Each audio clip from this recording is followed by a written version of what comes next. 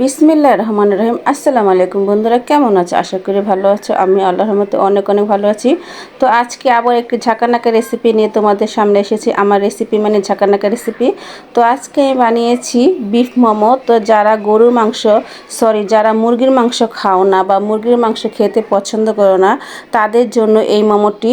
তো একটা লাইক দিয়ে পুরোটা ভিডিও দেখো, আর কিভাবে আমি বিফ মোমো বানাই সেটা দেখো। সাথে সাথে তোমরাও এর স্বাদটা উপভোগ করো। তো চলো আমি কীভাবে এই মোমোগুলো বানাই সেটা তোমাদের সাথে শেয়ার করব।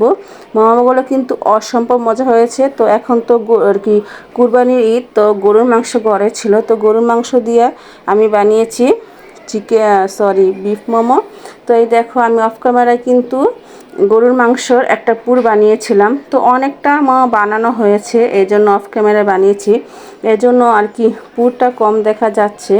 তো পুরটা কম দেখা যাচ্ছে অফ ক্যামেরায়, তো বললামই তোমাদের। তো এতটা আমি ময়দা গুলিয়ে নিয়েছিলাম। তো ময়দাগুলো একটা সুন্দর ডো বানিয়েছি।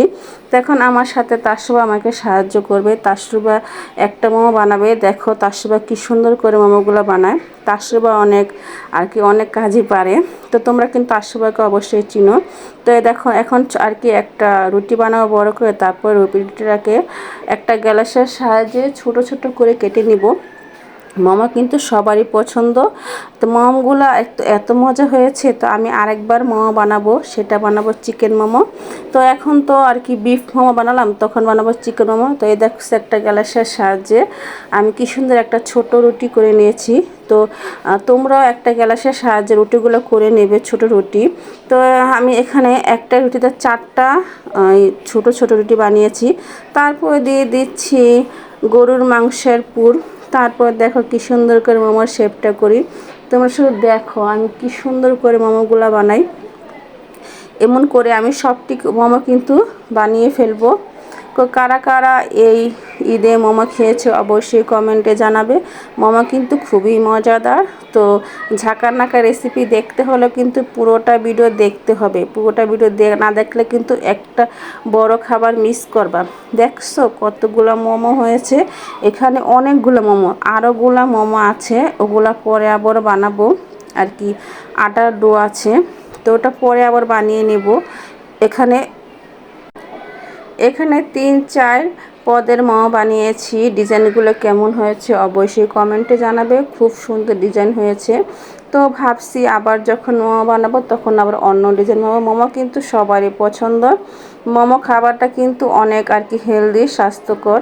এটা তেলে ভাজা খাবার না, এটা অনেক ভালো খাবার, পুষ্টিকর খাবার।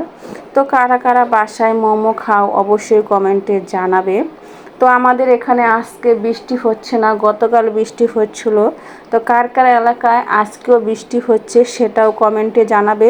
এই বৃষ্টির দিনে কিছু বিকালের নাস্তা হিসেবে মোমো কিন্তু একটা পারফেক্ট খাবার। মোমো খাবারটা অনেক লোভনীয় হয়েছে। তারপর দেখো মোমোগুলো বানানো হয়েছে। এখন আমি মোমোগুলোকে আর কি হাফ দেবো। তো এখানে আমি একটা স্টিলের চাকনি নিয়েছি।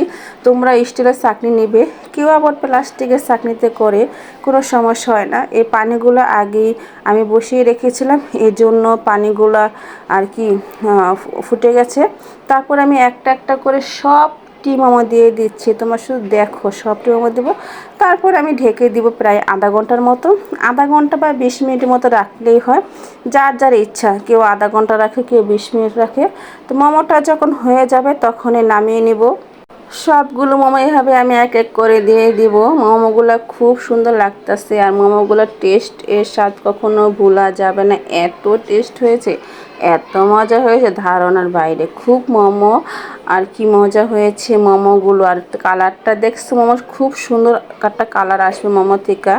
অনেকে মোমো বানায় স্ট্রবেরি কালার, গোলাপি কালার, তারপরে বিভিন্ন কালার মোমো বানায়, কিন্তু আজকে আমি শুধু বানিয়েছি সাদা কালার মোমো। কিন্তু এটা একটা হাফ দেওয়ার পর কালারটা চেঞ্জ হয়ে যাবে, তোমরা শুধু দেখবে। তো আমি ঢেকে রাখলাম, বললাম আধা ঘন্টার মতো ঢেকে রাখবো। তারপরে এই যে এখন হয়ে গেছে, দেখছো কি সুন্দর কালার হয়েছে। খুব সুন্দর একটা কালার হয়েছে, দেখা যাচ্ছে না ধোয়ার পরে তোমরা শুধু দেখো। ধোয়াটার পরে দেখবে কালারটা কি সুন্দর চলে এসেছে। বাচ্চাদের জন্য, বড়দের জন্য, সবার জন্য একবার পারফেক্ট খাবার, মোমো খাবার। কারা কারা মোমো পছন্দ করো অবশ্যই আমার বাসায় চলে আসবে। তোমাদের আমি আরও বেশি বেশি করে মোমো বানিয়ে খাওয়াবো। আমার গরুর মাংস আছে, ওটা দিয়ে যে যেটা পছন্দ করে সেটা দিয়ে খাওয়াবো। তারপর দেখছো, এই দেখ মোমোর কালারটা দেখছো কি সুন্দর। তো ভাগ্যে কর্মে টমেটো সস শেষ হয়ে গেছে, এই জন্য মিনি প্যাক নিয়ে এসেছি।